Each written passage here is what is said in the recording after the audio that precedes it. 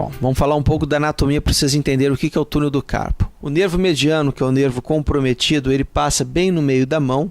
Ele vem lá do antebraço, ele passa aqui por dentro da mão, ele passa por baixo de uma estrutura chamada retináculo dos flexores, que é uma banda fibrosa, ou seja, como se fosse um tendão grande que segura os nervos flexores da mão e ao qual o nervo mediano passa por baixo. Pessoas que fazem esforços repetitivos ou no decorrer da idade, ou pessoas que têm hipotireoidismo, ou gestantes, né, que podem apresentar isso aí, ou pessoas que têm algumas doenças de acúmulo de algumas substâncias no organismo, podem desenvolver a síndrome do túnel do carpo. Ou seja, existe uma compressão do nervo mediano na mão.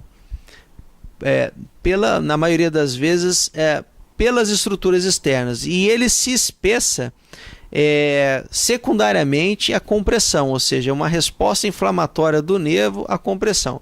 Então o indivíduo começa a apresentar todos aqueles sintomas que eu falei para vocês lá atrás. Nós no consultório fazemos alguns testes, né?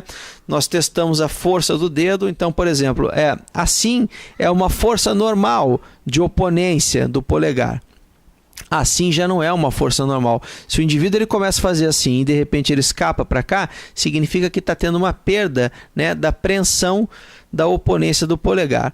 Uma outra característica que você tem que avaliar, que é menos frequente, isso é mais em casos mais severos e crônicos, é se tem atrofia dessa musculatura, da musculatura tenar, da musculatura do dedão, dessa região, ou dos lumbricais, dos músculos lumbricoides, também em casos mais avançados.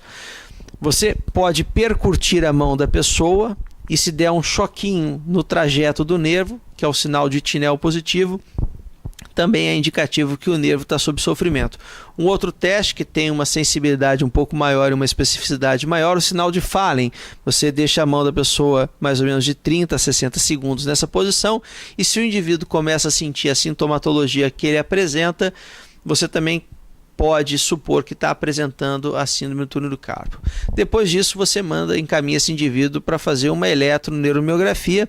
A eletroneuromiografia ela pode definir se é uma síndrome do túnel do carpo frustra, se ela é leve, se ela é moderada, se ela é severa, se ela é aguda, se ela é crônica, e ela também pode demonstrar se existem outros comprometimentos. Por exemplo, o indivíduo pode ter um comprometimento na coluna cervical. Normalmente, com o exame clínico bem feito, você consegue mais ou menos distinguir isso aí, tá? Na maioria das vezes. Ele pode ter um comprometimento do nervo ulnar nessa região, que a gente chama canal de Guion, ou do nervo ulnar aqui no cotovelo, ou outras alterações de nervos em outras topografias, mas na maioria das vezes ele vai mostrar a alteração típica da síndrome do túnel do carpo. Bom, no próximo vídeo nós vamos falar a respeito da indicação do tratamento. Foi um prazer em falar com os senhores.